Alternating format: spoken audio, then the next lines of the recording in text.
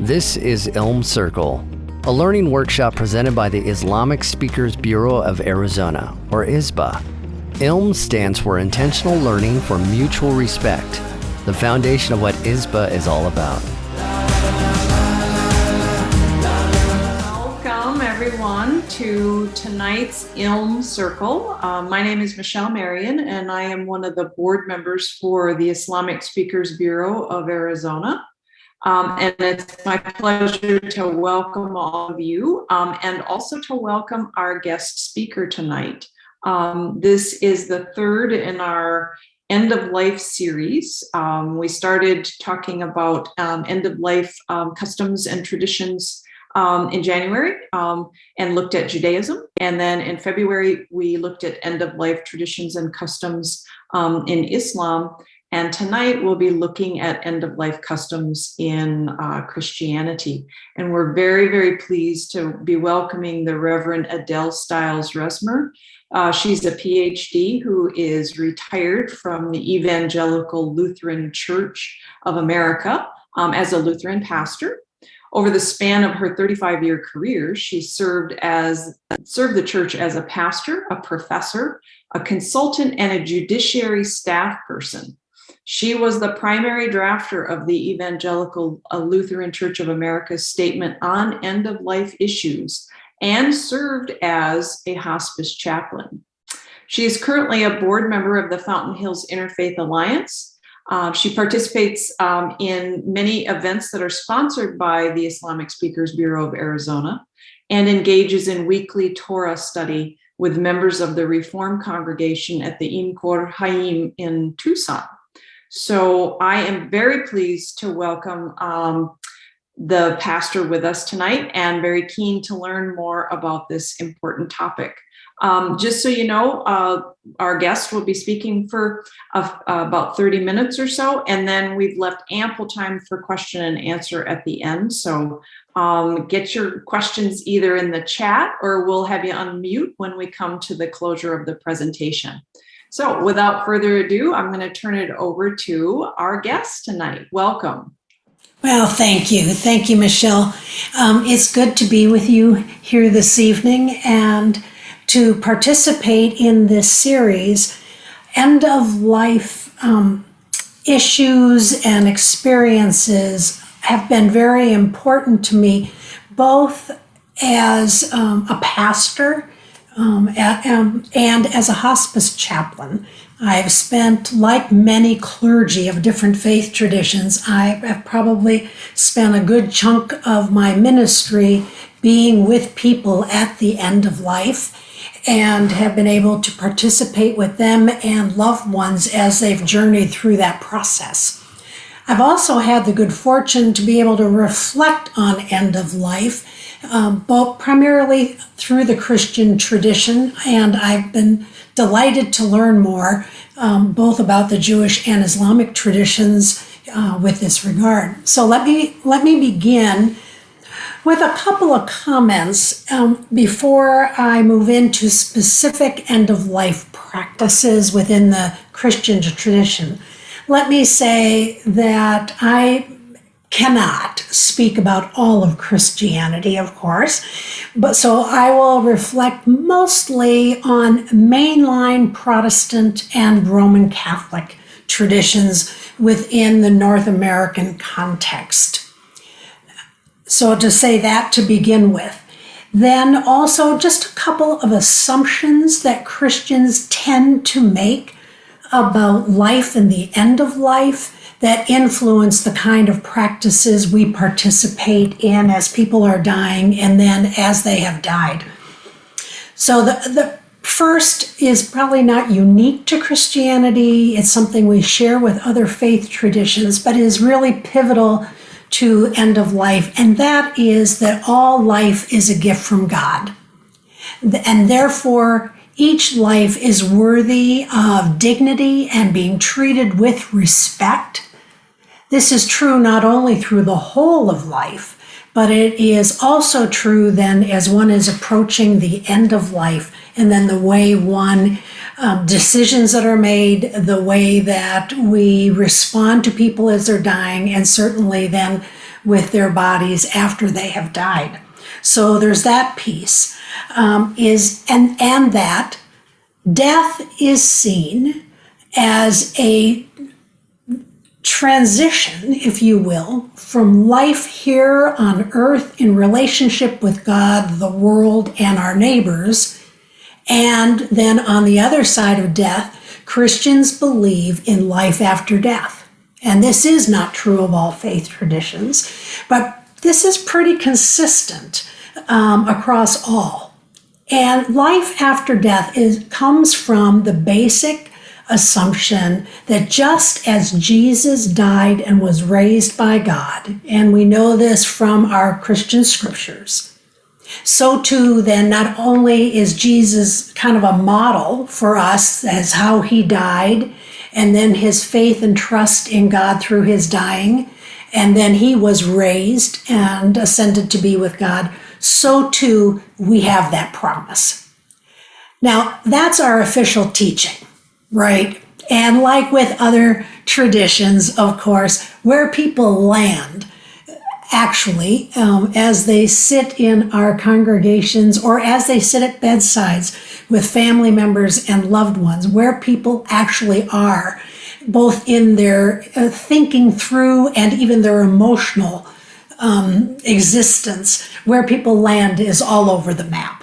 But officially within Christianity, there is a pretty robust assumption of life after death, one that is with God. Some people actually talk about it almost as a return to that from which we came. You hear that kind of language sometimes around the bedside of Christians who are dying. We don't tend to have that in our theological writings or in Scripture.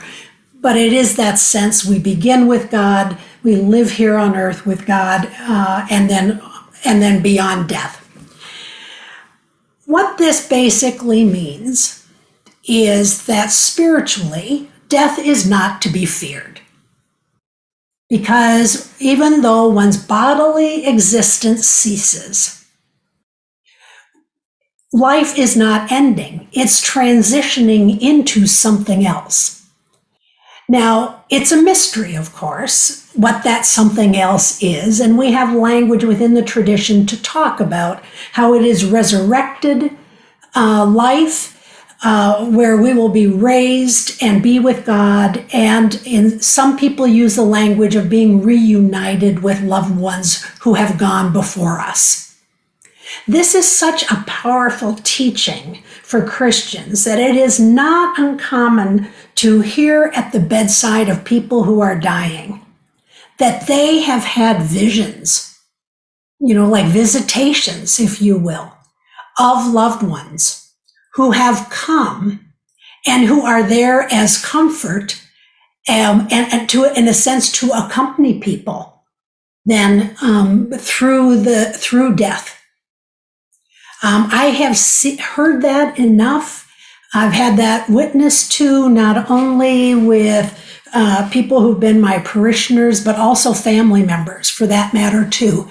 And it is a true source of comfort. And whether it's factually true or whatever all that's about, what is true is there is this sense of continuity to life after death. So I say all that because that's sort of the background then for how we think about end of life. It is not merely a physical process. It is, of course, also an emotional and it's a spiritual process as well. And those processes influence each other. They're woven together.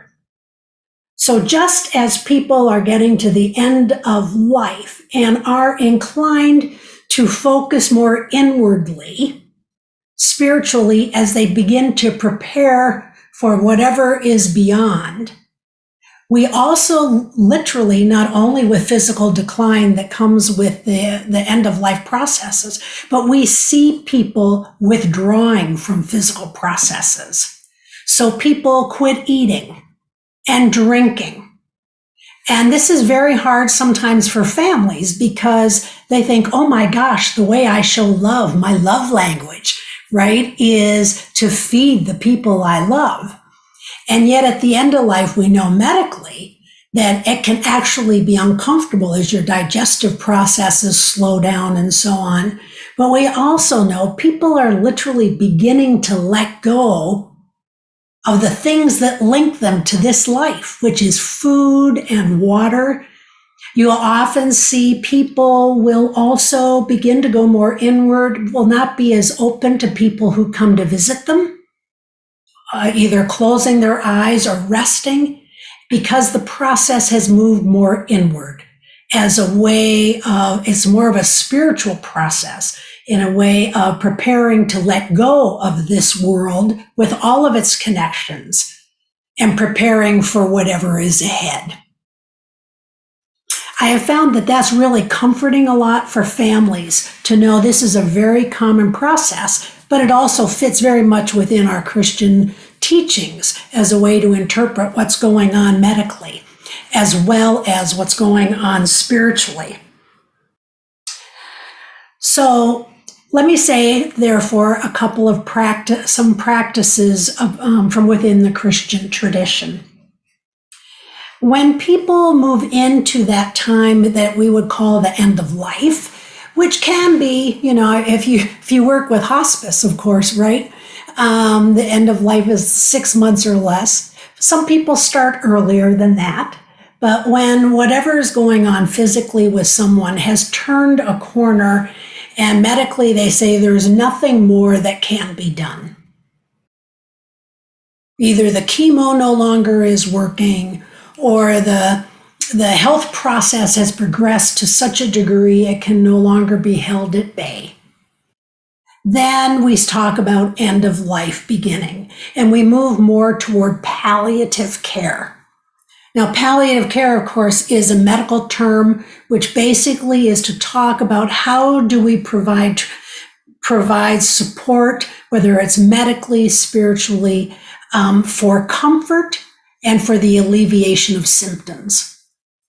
Because we start with the assumption that all life is sacred and is due of respect and care, the Christian tradition is very open to hospice and other end-of-life supportive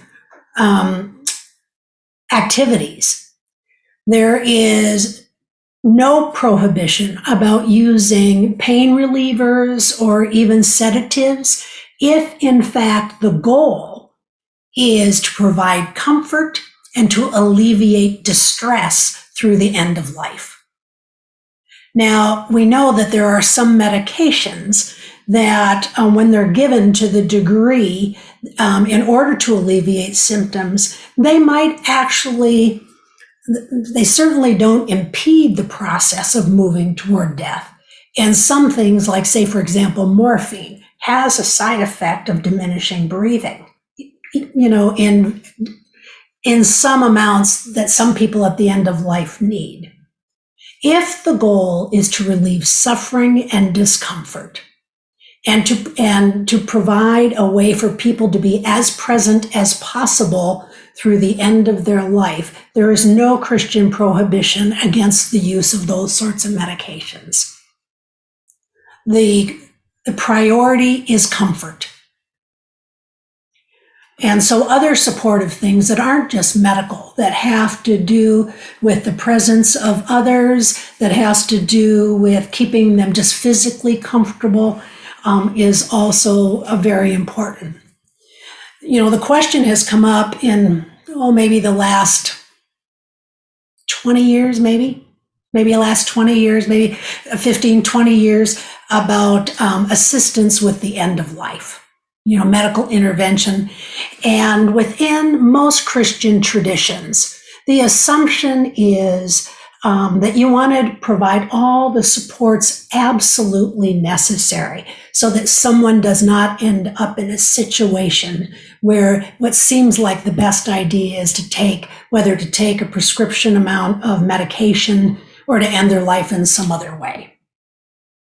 Now, that said, assisted suicide while it is not something we have signed on to, as a faith tradition in any way, when people find that that's their only way, within the Christian tradition, the response really has been to respond pastorally rather than legally within the church tradition. And so we want to, again, be companions for people and their families as people make some of these really hard decisions. But we want to make sure that as rarely as possible, someone might be faced with that, because we've really done our job, whether it be as family, medical people, and even as clergy, to see that all other avenues have been exhausted before that happens. There was a time in the Roman Catholic tradition and in the Protestant tradition as well, that if someone took their life, separate from medical intervention, if someone took their life and died, that they would be prohibited from being buried in a Christian cemetery, because this idea of life being a gift from God, that we weren't in a position to take it. Again, now clearly that is still the case. You want to help people get the resources and care they need so they don't ever feel in that position. But that said, when someone has taken their life, and so you are dealing with someone who has died because of that, the response within the Christian tradition predominantly is one of care for the family who remains, and the promise that comes from Christian scriptures that nothing separates us from the love of God in Jesus. Nothing. And that comes from within our traditions, teachings, and within our scripture, so that there is a promise for those who remain, that their loved one is not alienated from God and from healing. That is a much more modern, like later 20th century development. The Christian tradition for up until the 20th century, pretty much, if you took your own life, even your family was somewhat ostracized. When someone is in the phase of the end of their life, the practices we're engaged with is pastoral care and conversation with someone who is in the end of their life processes. Many times it can be a time for confession and absolution for people who have unfinished business in their life. And of course, it's not uncommon for people to have unfinished business at the end of their life. So an opportunity for people to be able to speak to that and hear a word of comfort and reconciliation becomes very important. Our sacrament, both Roman Catholic and Protestant sacrament of communion, or the Eucharist, is very important to many people as they are dying. And of course, within the Roman Catholic tradition, there is the practice or the sacrament, really, of the sacrament of the sick, which includes 3 other sacraments in it. There's the confession and absolution, the anointing with oil, and then Holy Communion. Protestants don't have a sacrament of the sick in that way, but we do often, when we are called to the bedside of people at the end of life, is a commendation of the dying, where it's a collection of prayers, where we start with conversation with family members, with the person if they're able. Often they're not able to participate. And then through our prayers, we commend this person to God. We ask God to receive this person, their spirit, into God's embrace, God's heart. Even if people are unable to respond or to speak, my experience has been that when one commends someone to God, that it is you can actually see almost like relaxing a little bit of the person who's dying. and breathing that's been really irregular or difficult will calm. And it has also been my experience, and I've heard it from other pastors too, that as commending the person to God, the person will actually take their last breath.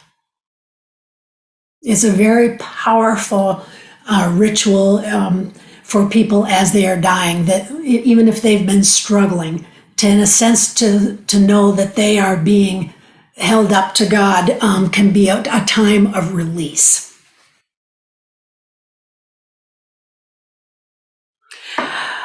Let me see here.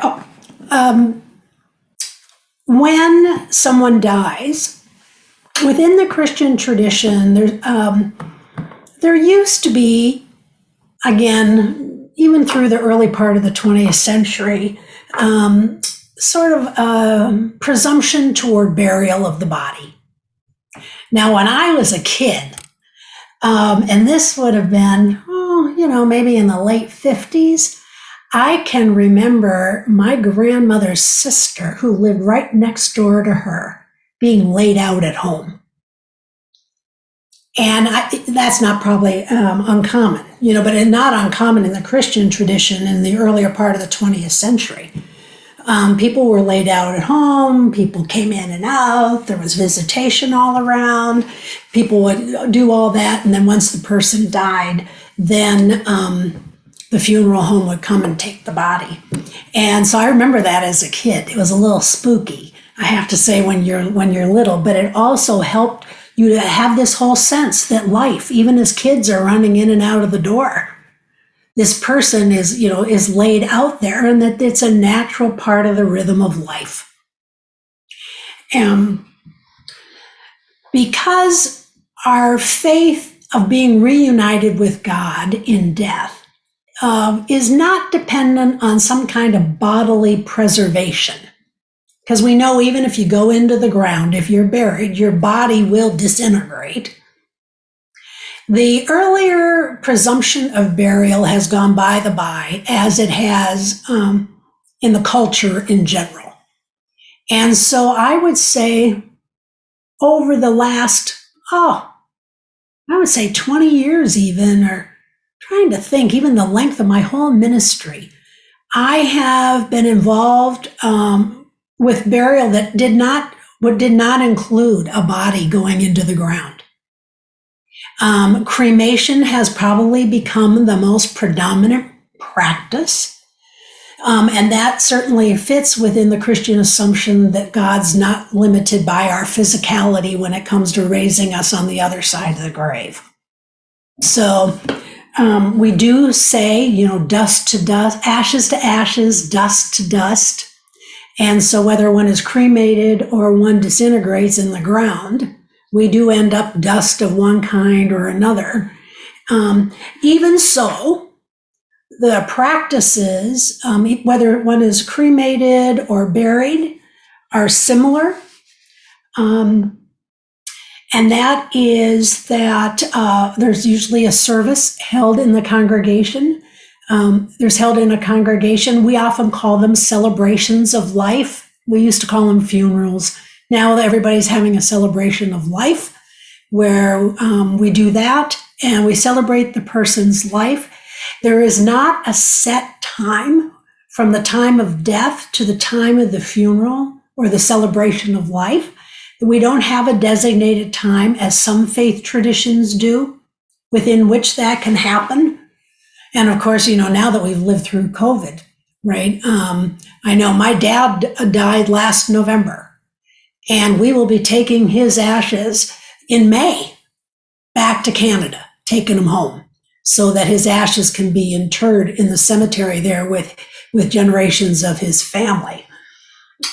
So even before COVID, there was no requirement of time within which that happened. Likewise, we don't have a ritual process for grieving as some other faith traditions have. And I think in that regard, that's a loss for us. Because, the idea is sort of get over it, go back to work. right? Get on with things. And people who struggle and need some time and space where they can just kind of sit, and grieve and be supported and cared for. Of course, culturally, our culture just wants to get on with things, that sometimes death is treated as some kind of failure of medicine, failure of will, of some kind. And so it can be very difficult for people who are grieving, who are expected to just get on. And our tradition, we don't celebrate, like within the Jewish tradition, the yahrzeit, where Kaddish is said for people. We don't have that either. Now, where we do celebrate is in November, the first Sunday in November within our liturgical year. For those churches that follow a liturgical cycle, is All Saints Sunday. And that is a time often regularly, where we remember the people who have gone. We light candles, people's names are read. And so that becomes the time within the Christian tradition where people can be remembered, and so on. Let me say something. I don't want to forget to say that in the Christian tradition, we actually encourage organ donation or even body donation. It's a way of, in a sense, gifting your life forward, and so that others can benefit from whatever is useful. And so there's no prohibition of that, or that one has to have all of one's parts to be buried, either bodily buried or cremated. And so we encourage that. And also, I was going to say that one, certainly, and autopsies. If either it's required by law because of the manner in which someone died, but also if it would be a benefit because of whatever kind of health condition you had or illness that you had, that they thought by doing an autopsy, this would be beneficial for someone else's life to gain from. We encourage and support that, because again, it's a way of making a gift of one's life on behalf of others. I'm trying to see if there's anything else here that I might have forgotten that might be helpful. I think that's kind of the gist. One of the things I should say, certainly within the Protestant tradition, and now maybe I suspect is true within the Roman Catholic tradition as well. When someone dies, one of the most important things that happens once you've had, whether it's a celebration of life or some kind of gathering of the family afterward, is food. Food is an important practice. Christians don't have a corner on this market. I think faith traditions in general, where food is symbolic of hospitality and of community. And so that becomes very important following the death of a loved one. So where we eat and drink together and are supportive of each other that way. It's not uncommon that when someone dies, that a lot of food comes to the house of the family of the person who's died. And as a way, again, of being caring and supportive of those who grieve.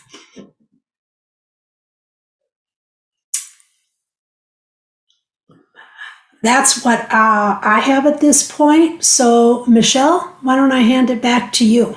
Okay. All right. Thank you, Pastor. We appreciate all of these wonderful insights. And so I'm going to invite our guests who are with us. You can either unmute or you could put it in the chat if you'd prefer that I read it. I'll set us up with a warm-up question while you all gather your thoughts. So you mentioned the sacrament of the sick. Mm-hmm. Is that also known as what I've heard called last rites? Yes, that's exactly what that is. Yes. That's what I had never heard the sacrament of the sick phraseology. I'd always heard the other phraseology. So It is one of the 7 sacraments that are recognized by the Roman Catholic Church. So thus, and the thing I can say about that, about the sacrament of the sick, there are people who end up receiving the sacrament of the sick more than once. If a family is concerned that a person is near death and they want to make sure that they are prayed over and anointed and, all of that, they will call. And if the person kind of resumes and lasts longer, it's not a one-time sacrament. The commendation of the dying within Protestant circles normally is so much closer to death that doesn't tend to happen more than once, and it's not a sacrament. So that more is on the door of death that happens. okay, all right, thank you. I appreciate that clarification in my own understanding. And so we have a question. In some Christians in the U.S. embalm, but in Europe, South America, elsewhere, is embalming as common as what it is in the North American tradition of Christianity? I'm not sure about that. My assumption would be in maybe urban settings where you have funeral homes and you have processes that might well be. Because even,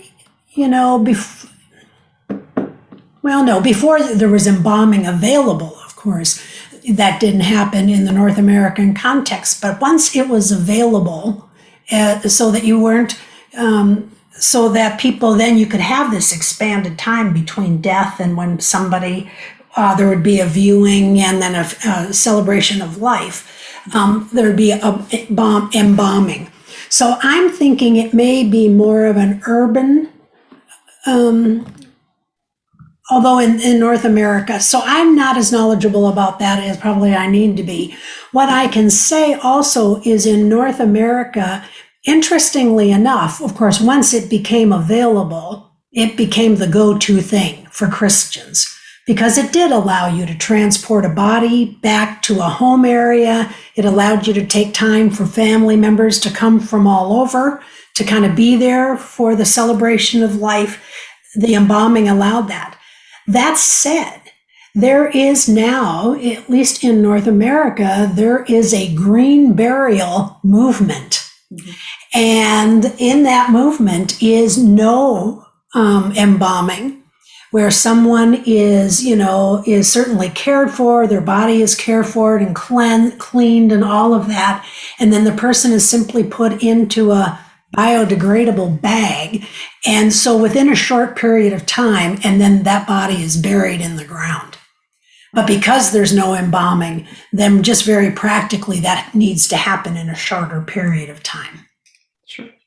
And that is I had heard that we practiced embalming so much in the United States for legal purposes so that, the ground was not contaminated. And that's why we used the cement vault with the casket inside of it.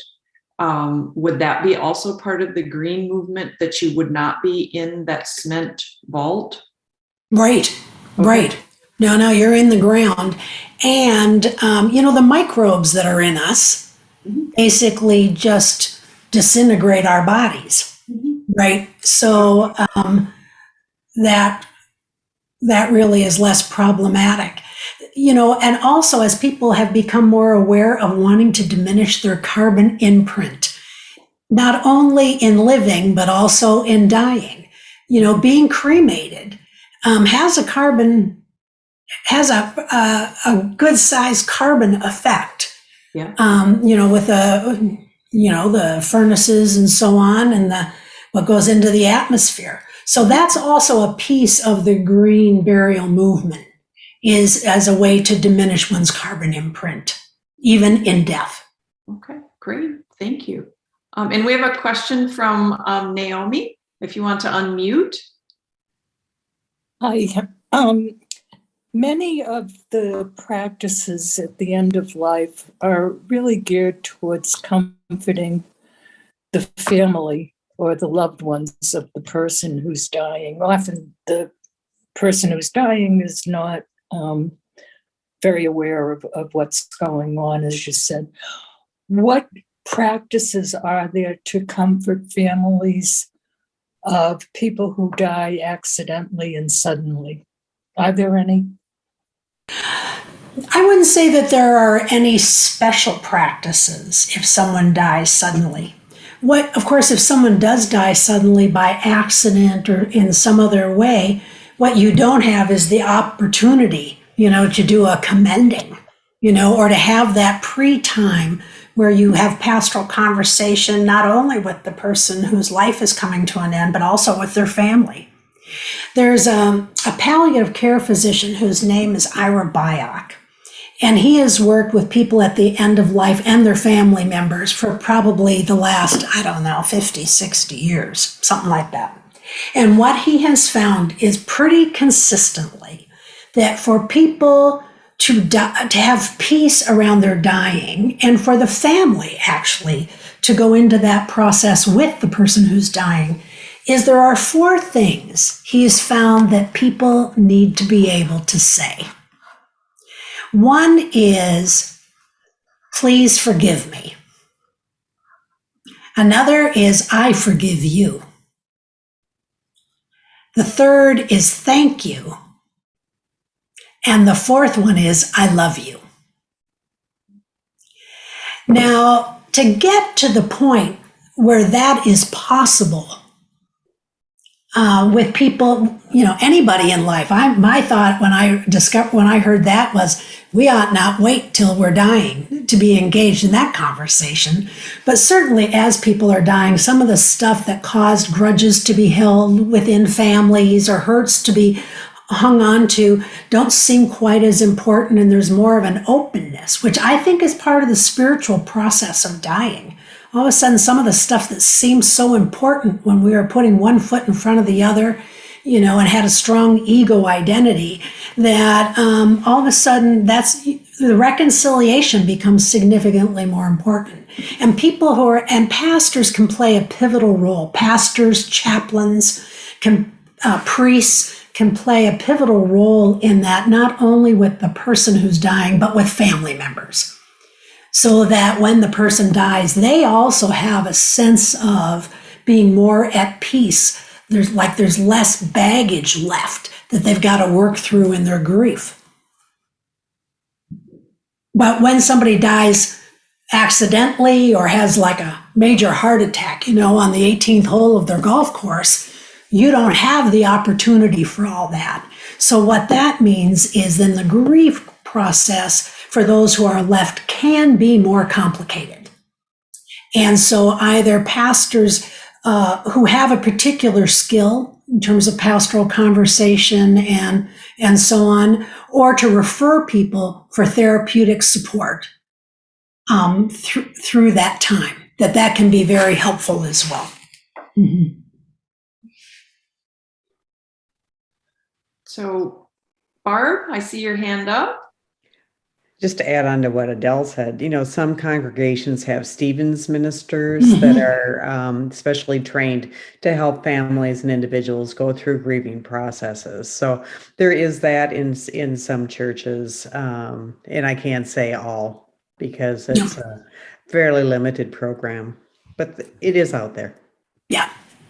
And that is primarily an accompaniment program. That is not a therapeutic process, and it is, and I don't say that to diminish it. It is an important accompaniment process. Stevens ministers accompany people both who are dealing with life's issues as well as people who are grieving.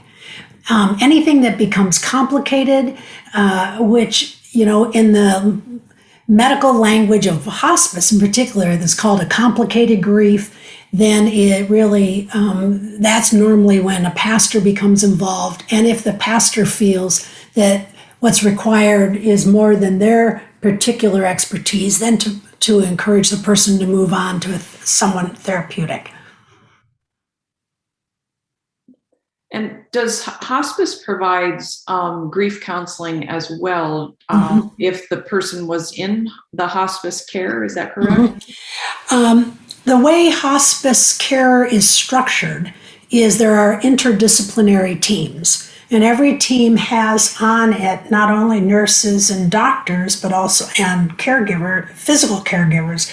Although, to be fair to nurses and doctors, they also provide good support in other ways that are just not physical. But certainly social workers and also chaplains are on every team and can provide important support both prior to the person dying and then are available for a period of time afterward as well to family members. That's wonderful. That is really wonderful. So I have another question. Is the wake unique to Christianity? The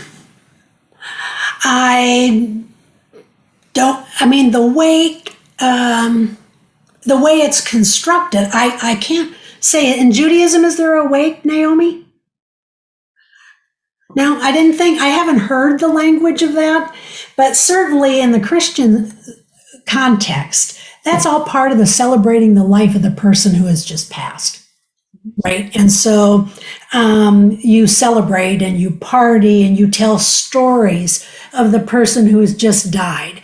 And normally you share the stories that make you laugh and make you weep and all of that. It's very much of a communal healing process for the family and the community of friends and support. So I'm not aware within certainly the Jewish or Muslim tradition that there is something quite like that.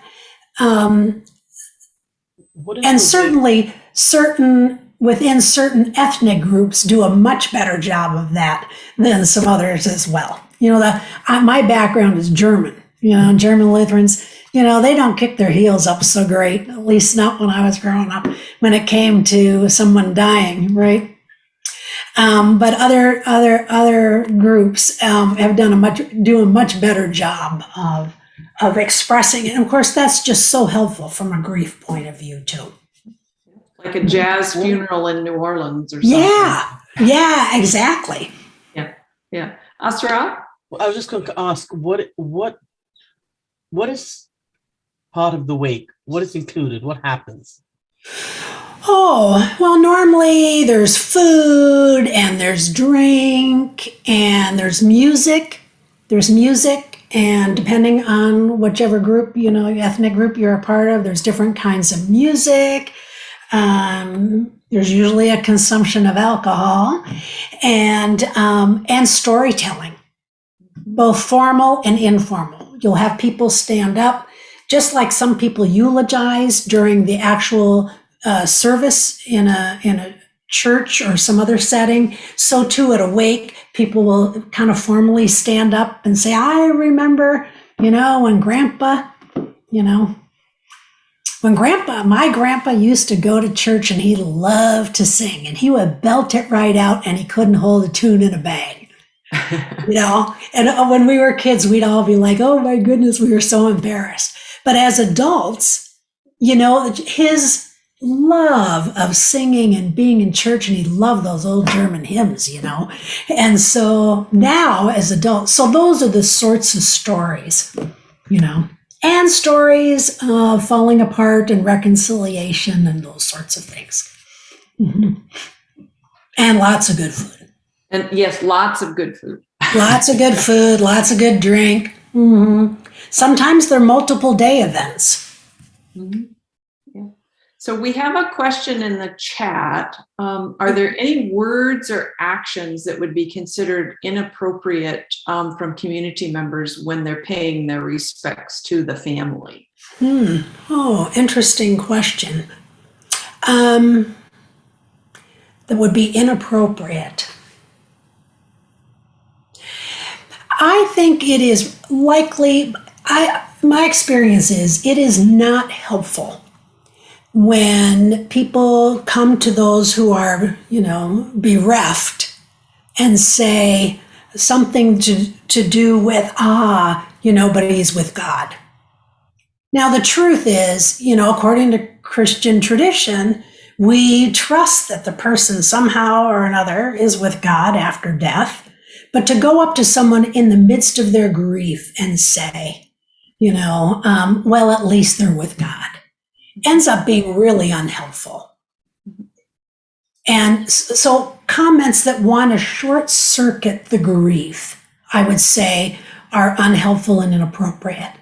And they often come from the need of the person who's saying it to alleviate the tension or the stress that's been caused by the death of this person. So it really is, I'm taking care of myself, right? If I say to you, I'm so distressed by this and I don't know what to say to you. And so I come up with something that's really meant to alleviate my own discomfort, as opposed to simply being with the person and saying, I know this is such a difficult time for you, and I want you to know that, I'm thinking about you and I'm, praying for you. Those sorts of things tend to be much more helpful than trying to find a resolution by they're with God. One of probably the most unhelpful thing I've ever heard, and it does still happen occasionally, is if a child dies. And and I know where it comes from. It comes from people wanting to make sense of something that to us just seems so wrong and out of place, right? When a child dies. And so what I've heard over the years is, well, God needed another angel.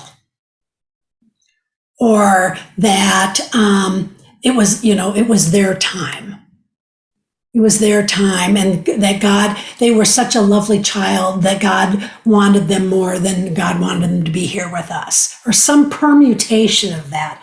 That is really the stuff that, I have to remember pastorally where it's coming from, because I think it is so unhelpful to people who've lost a child and are just in a level of pain, even beyond normal loss of a loved one. So that's probably the least helpful I've heard. And but what seems to be the most helpful is just an acknowledgement of the loss, maybe a word of what was important to you about this person. Oh, I remember, Sarah was always the first one to call when something needed to be done or something positive, and I'm just going to remember that about her. And if that kind of thing is much more helpful, is a personal sharing. So, and Naomi had her hand up. I just wanted two things. First, I wanted to add, it's God's will. Yes. Oh, yes. Thank you. Yes. And I think also, having been a therapist, what's most important is just to be there and to sit with the person's grief. Yes. Now I have an entirely different question. The rituals of death and mourning are so prominent in Judaism. I'm wondering, Christianity took so much from Judaism. I'm wondering if there was a point of time or how it happened that the rituals around death and dying and mourning have become so different. I think certainly they became different the more defined the Christian tradition became separate from Judaism. We know that like the first century, that whole first century of the Common Era, many Christians continued to worship and to meet in synagogues and so on, and were considered a distinct set within the Jewish community. Once that split really occurs into the early part of the second century, then I think you really have a clarification of different. But certainly with the teachings about Jesus' death and resurrection, certainly as the Christian tradition became more defined, then death itself became more modeled. The way we understood death and life after death became more modeled after Jesus' death and resurrection as spoken in the scriptures.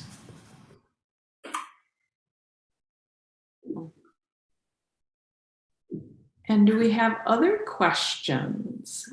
Yes, Barb. Not really a question, it's more of an observation. I'm originally from Minnesota, and I don't know if you all have heard about the church basement ladies who do all like the preparation for funerals and weddings and everything like that. And I remember going into the church basement one time before a funeral, and I almost had to crack up because there on the table was funeral Jello. And you had to be careful what flavor that you put out for funerals, because it can't be too bright and you can't have marshmallows in it because that's too festive. And there's a whole like era or mythology that has to go around some of the foods that you put out for funerals. And I don't know if that's just in the Midwest or if that's in other places. Adele, what's your take on that? Oh, I'm from the Northeast, and of course, we always said Lutheran Jellos, but since but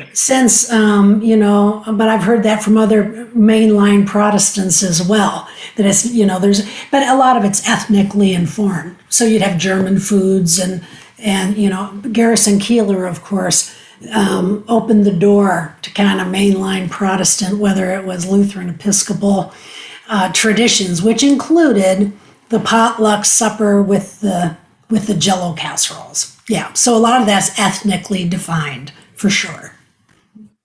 Yeah. Well, and the idea of, I think, funeral being more somber too,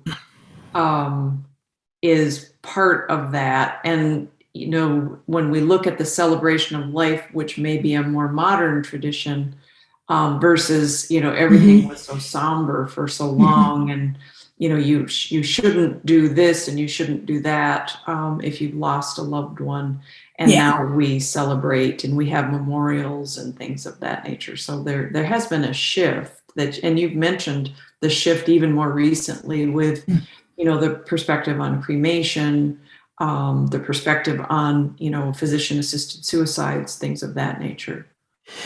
One of the things about the modern day that I think has challenges in it for our own understanding of who we are as children of God, people who have been created, however one understands God, the source of our being, the energy of life. People have different language they use for something greater than themselves, that's something that you're linked to. Our movement away from funerals and away from the processes that we do have around death and dying. So now, it's not uncommon someone dies and you take their ashes. And, my mother was married, my stepfather had been in the Navy, and so when they both had died, they wanted their ashes mingled and put out on the St. John River in Florida. Well, that was their wish, so we did it. And these were, regular practicing mainline Protestant people. That now they also both had funerals. I mean, they had celebrations of life, but increasingly as our culture becomes more secularized and people are moving away from these religious touchstones that provided some of these rituals and practices around the end of life, death, and the care of the person who has died and the family, we're losing touch with some processes that are really helpful and important. There's a author poet whose name is Thomas Lynch. He's a good old Roman Catholic Irish guy, and he's a funeral director. And he's written some books, and one is called The Undertaking. And he reflects on the role of these practices at the end of life and how important they are within the larger community, and how when we used to have those funeral cortèges moving through town and moving toward the cemetery, how it was important for the whole community, and that people would stop. Do you remember how people would stop when the funeral cortège would go by? Men in the old days, of course, would take off their hats. Everything would stop for a moment in respect. Now, I don't know that we have to do that, reinstitute that, but he does talk about the importance of these rituals that keep us understanding the joy and delight of life, and that it will end, and how we deal with that emotionally, spiritually, in our life in community. And so if I have any concern, it would be that as we become unmoored from our religious traditions, some of which, there's some positive things, that some things we need to let go of, but some other things not, we become unmoored from the practices and disciplines that allow us to have kind of this proper sense of who we are in living and dying. So. Naomi? Adele, you made me think about the old song of my childhood. Did you ever think when a hearse goes by, you could be the next to die? Oh. Anybody know that? No. Did you ever think when a hearse goes by, you might be the next to die? The worms crawl in, the worms crawl out. Oh, yes, that. Yeah. Knuckle on your snout. But, I think there was value in things like knowing, having the funeral court, whatever you call it, the parade. Yeah. And that it was a way also for kids to become more aware of death. Yes. Because otherwise I wouldn't know much, until my grandfather died when I was 12. I had no idea what death was all about, except for I would see funeral cortèges, yeah.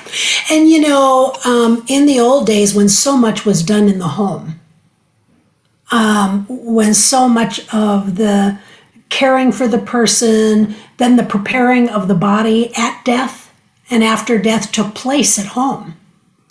And then particularly in the 20th century, or late 19th century, where medicine became more professional and all of a sudden we had to take people to hospitals, all of a sudden the end of life starts to happen outside of children and everybody else's view. And that's why hospice is such a great corrective. Their goal is, whenever possible, for the person to be at home, to be cared for at home, and part of the rhythm of everyday life. And sometimes that just can't happen. Sometimes that just can't happen. And the hospital serves a good purpose for other kinds of care. But we pay a price, I think, spiritually and culturally as well, with the removal of all of our death stuff away, so that we can get on with our life pretending as though we aren't all heading in that direction. Mm-hmm. Yeah. Exactly. Well, I want to thank everybody for joining us tonight, and I want to thank Pastor Resmer for her very enlightening both presentation and then also discussion with us to kind of clarify many of the points. And I do want to remind everyone that Ramadan is beginning quite soon, so next month there will not be an ILM Circle because of Ramadan, but we will resume in May, and we will be looking forward to seeing everybody and having you join us again. So have a wonderful holiday, and we will see you very, very soon. And thank you again, Pastor Resmer. Oh, my pleasure. Thank you for the invitation. And thanks, everybody, for spending part of your day with us here for this conversation. Thank you so much. Have a good night, you all.